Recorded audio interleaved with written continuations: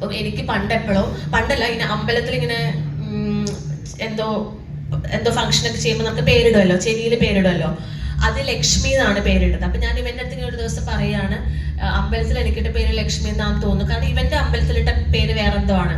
അപ്പൊ ഇവരിങ്ങനെ പറഞ്ഞു ഈ പേരാണ് ഇവൻ അമ്പലത്തിലിട്ടത്, പിന്നെ പേര് മാറ്റിയതാണെന്ന് പറഞ്ഞപ്പം ഐ ഓൾസോ സെഡ് ദാറ്റ് എന്റെ പേര് ലക്ഷ്മി എന്നാണ് ഇട്ടതെന്ന് ഇങ്ങനെ പറഞ്ഞു. അപ്പോൾ പറയാട്ടോ, നിന്റെ പേര് ലക്ഷ്മി എന്നായിരുന്നെങ്കിൽ നിന്റെ അടുത്ത് ഞാൻ കുറേ കൂടെ സ്നേഹിച്ചേനെന്ന്, കുറേ കൂടെ സ്നേഹം വന്നേനെ ലക്ഷ്മി എന്നായിരുന്ന പേരെങ്കിൽ. കാരണം ലക്ഷ്മി എന്ന് പറയുന്നത് ഭയങ്കര ക്ലാസ്, അങ്ങനത്തെ ഒരു കാസ്റ്റിസ്റ്റ് നെയിമാണല്ലോ. അപ്പോൾ എൻ്റെ അമ്മ എനിക്ക് ഭയങ്കര ഇൻസെക്യൂർ ആയി, കാരണം എൻ്റെ പേരിന് ഞാൻ വെറുക്കാൻ തുടങ്ങി. ഓ മൈ ഗോഡ്, എൻ്റെ പേരിന്ന് പൊട്ട പേരാണ്. എൻ്റെ ക്ലാസ്സിൽ 6 ആതിരമാരുണ്ടായിരുന്നു. അങ്ങനെ ഭയങ്കര ഒരു കോമൺ നെയിം. അങ്ങനെ കുറേ നാളും എനിക്ക് അത് ട്രോമയായിരുന്നു. പിന്നെ ബ്രേക്കപ്പ് ആയി, തെറാപ്പിക്കൊക്കെ പോയി, കുറെ ഫ്രണ്ട്സൊക്കെ ആയിട്ട് ഇന്ററാക്ട് ചെയ്തതിന് ശേഷമാണ് ഇവന്റെ മനസ്സിലുള്ള ഒരു കാസ്റ്റിസം എങ്ങനെയാണ് നമ്മുടെ റിലേഷൻഷിപ്പിൽ വർക്കായതെന്നും ആ ട്രോമയിൽ നിന്ന് പുറത്തു വരാൻ ഒരു 1.5 വർഷത്തിന്റെ തെറാപ്പി പ്ലസ് ഞാൻ ഏകദേശം ഒരു 1.5 മാസത്തോളം ഹോസ്പിറ്റലൈസ്ഡും ആയിരുന്നു. അങ്ങനെ അത്രയും എടുത്തു അവൻ ഇങ്ങനെ ഏൽപ്പിച്ചിട്ട് പോയ ആ ഒരു വൂണ്ട് നമുക്ക് ഉണങ്ങി. ഇപ്പോഴും ഉണങ്ങിയിട്ടില്ല. ഇപ്പോഴും സംടൈംസ് ഇയാളുടെ ഇന്റർവ്യൂ ഒക്കെ ഇങ്ങനെ യൂട്യൂബിൽ കാണുമ്പം I feel like oh my god, എന്ത് പറയാൻ. പിന്നെ ആ ബ്രേക്കപ്പിന് ശേഷം പിന്നെ ഞാൻ റിലേഷൻഷിപ്പിലേക്ക് ഒന്നും പോയിട്ടില്ല. I use to hook up with people, പക്ഷെ റിലേഷൻഷിപ്പിലേക്കൊന്നും പോയിട്ടില്ല. അതിനുശേഷം ഞാൻ റിലേഷൻഷിപ്പിലായ ഒരു നായർ ആയിട്ടുള്ള ഒരാളാണ്. നമ്മൾ ഭയങ്കര കണക്റ്റായി എന്ന് വെച്ചാൽ ഭയങ്കര കണക്റ്റായി, നമ്മൾ ലിവിങ് ടുഗദർ ആയി.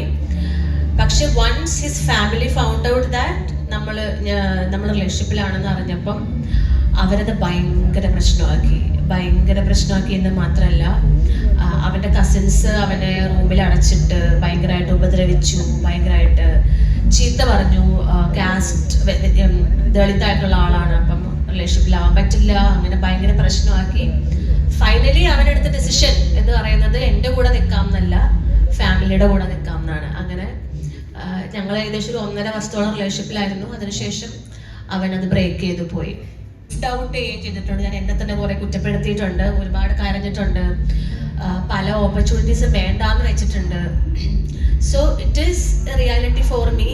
ഇപ്പം ഞാൻ മുന്നേ പറഞ്ഞ ബ്രേക്കപ്പായ പല റിലേഷൻഷിപ്പിന്റെ ട്രോമയൊന്നും അങ്ങനെ വിട്ടു മാറിയിട്ടില്ല. ഇപ്പം കറക്റ്റ്ലി ഞാനുള്ള റിലേഷൻഷിപ്പിലാണെങ്കിലും ഇടയ്ക്കിടയ്ക്ക് നമുക്ക് ടെൻഷൻ വരും, ഇവനും നമ്മളെ വിട്ടു പോവോ, ഇയാൾ നമ്മളെ ലീവ് ചെയ്യോ, ഇതേ കാര്യം പറഞ്ഞിട്ട്.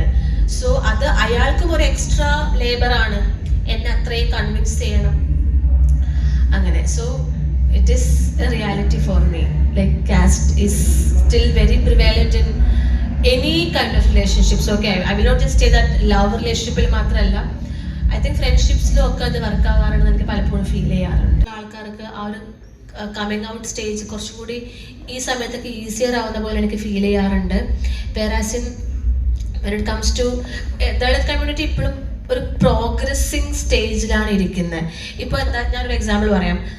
ഇപ്പം ചില സമയത്തൊക്കെ എന്നെ ഓരോ ആവശ്യത്തിന് ഇൻവൈറ്റ് ചെയ്യുമ്പോൾ അവർ പറയും, മാം ഇപ്പം ഇവിടേക്ക് വരാൻ വേണ്ടി തന്നെ റെയിൽവേ സ്റ്റേഷനിൽ നിന്ന് എനിക്ക് ക്യാബ് അറേഞ്ച് ചെയ്യാമെന്ന് പറഞ്ഞു. പക്ഷെ എനിക്കത് തോന്നാൻ പറയട്ടെ, അതിൻ്റെയൊക്കെ ആവശ്യമുണ്ടോ, ഞാനെങ്ങനെ ഓട്ടോ വിളിച്ച് വന്നാൽ പോലെ.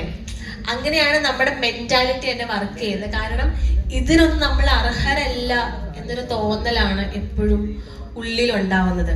ഇപ്പം ഞാൻ വേറൊരു എക്സാമ്പിളോട് പറഞ്ഞിട്ട് എൻഡ് ചെയ്യാം.